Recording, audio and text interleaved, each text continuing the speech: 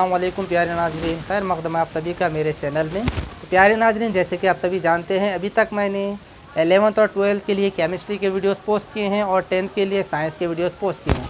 लेकिन आज से मैं बच्चों की डिमांड के मुताबिक, और मेरा ऐसा मानना है कि बच्चों को तमाम ही मज़ामीन के वीडियोस पोस्ट किए जाए ताकि बच्चों को फ़ायदा हो सके। क्योंकि लॉकडाउन है, क्लासेस बंद है, बच्चे घर पर बैठे हुए हैं, पढ़ाई का बहुत ज़्यादा नुकसान हो रहा है। इसी को देखते हुए मैंने ये सोचा कि बच्चों को तमाम मज़ामीन के वीडियोस, तमाम सब्जेक्ट के वीडियोस पोस्ट किए जाएं ताकि वो घर बैठे अपने पढ़ाई से फ़ायदा उठा सकें।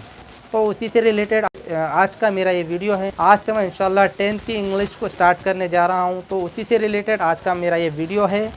आज हम इंग्लिश की फ़र्स्ट पोएम को स्टार्ट करने जा रहे हैं। तो स्टार्ट करने से पहले मेरी आप सभी से गुजारिश है, अगर अभी तक आपने चैनल को सब्सक्राइब नहीं किया है तो प्लीज़ सब्सक्राइब करके बेल आइकन को ज़रूर दबाएं, और साथ ही साथ इसे ज़्यादा से ज़्यादा लाइक और शेयर कीजिए ताकि उन बच्चों तक ये पहुंच सके जो बच्चों को मालूम नहीं है, ताकि वो भी इससे फ़ायदा उठा सके। चलिए स्टार्ट करते हैं। तो चलिए प्यारे बच्चों, स्टार्ट करते हैं क्लास 10th इंग्लिश की पहली पोएम, जिसका नाम है अ टीनेजर्स प्रेयर। तो प्यारे बच्चों, टीनेजर किसे कहा जाता है? तो टीनेजर यानी 13 से 19 साल की उम्र के जो बच्चे होते हैं, लड़के होते हैं, उन्हें टीनेजर कहा जाता है, यानी लड़कपन। टीनेजर्स प्रेयर यानी कि लड़के की दुआ। तो इसमें हम सबसे पहले वार्मिंग अप के बारे में देखेंगे, चिट चैट यानी गपशप। तो इसमें पहला जो क्वेश्चन है उसके बारे में हम देखेंगे। Form groups of 5 to 6 and discuss, give a rating of 1 to 5 to each of the following. तो 5 से 6 तलबा के ग्रुप बनाइए और आपस में बहस कीजिए, और नीचे दिए गए हर एक को उनकी 1 से 5 के दरमियान रेटिंग दीजिए। तो क्वेश्चन इस तरह से है, when you have to take important decision what do you generally do. जब आपको कोई अहम फैसला करना होता है या लेना होता है तो आप आम तौर पर क्या करते हो? ऑप्शन है ए, कंसल्ट पेरेंट्स और एल्डर्स, और साथ में उनमें के बॉक्सेस भी दिए हुए हैं जहाँ पर उनकी रेटिंग देना है। पी है contact friends for advice, C pray to God for guidance, D think deeply in silence, E ask your teacher for help, F toss a coin to decide. तो प्यारे बच्चों, आप अपने लिहाज से यहाँ पर रेटिंग दे सकते हैं, आपको जैसा मुनासिब लगे। तो मैंने यहाँ पर मेरे लिहाज से रेटिंग कुछ इस तरह से दी है। तो मैं यहाँ पर दूंगा डी को number 1, think deeply in silence, खामोशी में गहराई से सोचना। फिर उसके बाद ए को दूंगा नंबर 2, कंसल्ट पेरेंट्स और एल्डर्स, अपने माँ बाप या बड़ों से कंसल्ट कीजिए। फिर उसके बाद सी को नंबर 3 दूंगा, pray to God for guidance, Allah से दुआ कीजिए रहनुमाई के लिए। फिर उसके बाद मैं ई को नंबर 4 दूंगा, ask your teacher for help, अपने टीचर से पूछिए मदद के लिए। फिर उसके बाद बी को नंबर 5 दूंगा, कॉन्टेक्ट फ्रेंड्स फॉर एडवाइस, अपने दोस्त से कांटेक्ट कीजिए नसीहत के लिए, एडवाइस के लिए। फिर उसके बाद एफ़ को नंबर 6 दूंगा, toss a coin to decide, फैसला करने के लिए कॉइन को टॉस कीजिए। तो इस तरह से यहाँ पर हमने रेटिंग दी है, आप अपने लिहाज से दे सकते हैं। चलिए उसी तरह नंबर 2 देखते हैं।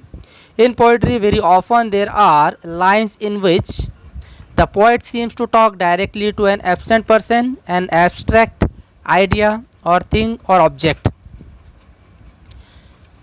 नज़म में कई मरतबा कुछ लाइन ऐसे होते हैं जिनमें जो पोएट होता है, शायर होता है, वो किसी गैर मौजूद या गैर हाजिर शख्स या एब्स्ट्रैक्ट यानी कोई आइडिया, कोई ख़याल या किसी शय के बारे में रास्त तौर पर बात करते हुए दिखाई देता है।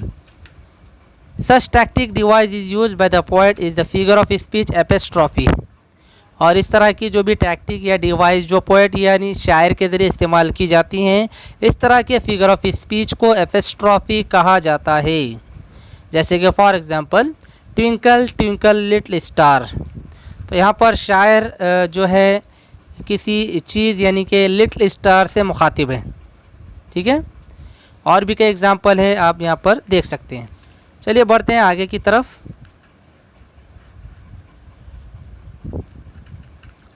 Now complete the following creating examples of epistrophe of your own. अपने आप से कुछ एपिस्ट्रॉफी की एग्जाम्पल को तैयार कीजिए और यहाँ पर सेंटेंस को मुकम्मल कीजिए। ए ओ लाइफ हाउ डैश, तो यहाँ पर खाली जगह पर हमको कंप्लीट करना है, तो मैं इस तरह से लिखूँगा, o life how strange you behave sometimes, है ज़िंदगी तुम कभी कभार कैसे अजीब बर्ताव करती हो। B dear God please dash, तो यहाँ पर कंप्लीट करेंगे हम इसको, dear God please forgive us, ऐ प्यारे खुदा बराह कर्म हमें माफ़ कर दीजिए। C books you are dash, तो इसे इस तरह से कंप्लीट करेंगे, books you are my best friend, किताबों तुम मेरे बेहतरीन दोस्त हो। उसके बाद D exam I wish dash, इसको कंप्लीट करेंगे, exam I wish you were never there, exam कितना ही अच्छा होता कि तुम कभी ना आते। तो ये तो हर बच्चे की ख्वाहिश होती है कि एग्ज़ाम कभी ना आए, लेकिन एग्ज़ाम जब तक हम नहीं देंगे प्यारे बच्चों तो हम आगे नहीं बढ़ सकते हैं, तो एग्ज़ाम देना बहुत ज़्यादा ज़रूरी है। चलिए नेक्स्ट है E o you beautiful sky dash, इसे कंप्लीट करेंगे, o you beautiful sky send some of your beauty to the earth, ए खूबसूरत आसमान तुम्हारी कुछ खूबसूरती को ज़मीन पर भेजिए। तो इस तरह से प्यारे बच्चों हमने वार्मिंग अप के बारे में देखा। अब हम आते हैं पोएम की तरफ, अ टीनेजर्स प्रेयर, जिसके पोएट का नाम है जे मॉर्स। तो स्टार्ट करने से पहले प्यारे बच्चों यहाँ पर हम लाइन टू लाइन जो है सेंटेंस का ट्रांसलेशन करेंगे ताकि आपके समझने में आसानी हो। तो चलिए स्टार्ट करते हैं। Each day brings new beginnings, हर दिन अपने साथ एक नई शुरुआत लेकर आता है। डिसीजंस आई मस्ट मेक, इसलिए मुझे जो करना है उसके लिए मुझे ही फैसला करना होगा। I am the only one to choose the road that I will take, मेरे सामने मुख्तलिफ रास्ते होंगे लेकिन मुझे ही तय करना है कि मैं कौन सा रास्ता इख्तियार करूं। I can choose to take the road of life that leads to great success, ज़िंदगी के इन मुख्तलिफ रास्तों में से मैं वो रास्ता मुंतखब कर सकता हूँ जो एक अजीम कामयाबी की तरफ ले जाता है। और travel down the dark and road that leads to great distress, या मैं उस अंधेरे रास्ते या बुराई वाले रास्ते पर चल सकता हूँ जो मुझे किसी बड़ी मुसीबत या परेशानी की तरफ ले जा सकता है। तो प्यारे बच्चों यहाँ पर जो डार्क में यानी गहरे जो वर्ड्स लिखे हुए हैं जैसे डार्क एंड डिस्ट्रेस, इसके मायने यहाँ पर हमको साइड में दिए हुए हैं। तो डार्क एंड के मायने क्या है, तो यहाँ पर आप देख सकते हैं here it refers to evil, यहाँ इसका मतलब है बुराई से। उसी तरह डिस्ट्रेस मीन्स व्हाट, इसके मायने दिए हुए a great worry and strain, यानी बहुत ज़्यादा परेशानी या मुसीबत से डिस्ट्रेस कहा जाता है। चलिए आगे बढ़ते हैं। Please open up my eyes dear Lord that I might clearly see, ऐ प्यारे खुदा बराह कर्म मेरी आंखें खोल दो ताकि मैं इस दुनिया की अच्छाइयाँ और बुराइयाँ वाज़ेह तौर पर देख सकूँ।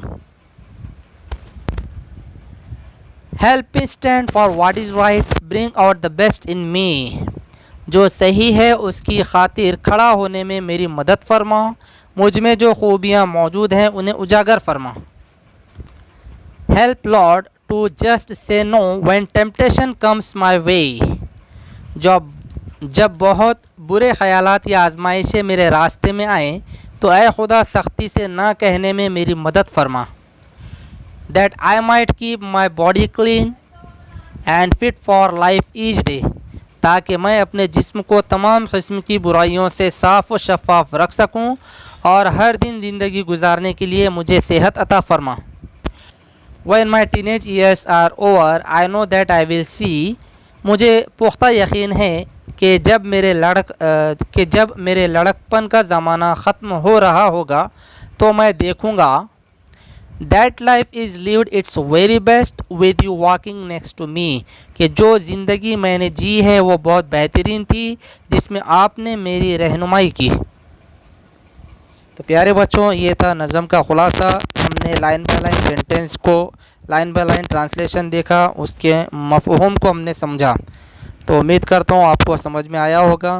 प्यारे बच्चों, इसी तरह इसके कुछ क्वेश्चन आंसर्स है और वर्कशॉप के बारे में हम अगले नेक्स्ट वीडियो में देखेंगे। तो मिलते हैं अगले नए वीडियो के साथ, तब तक के लिए खुदा हाफिज़।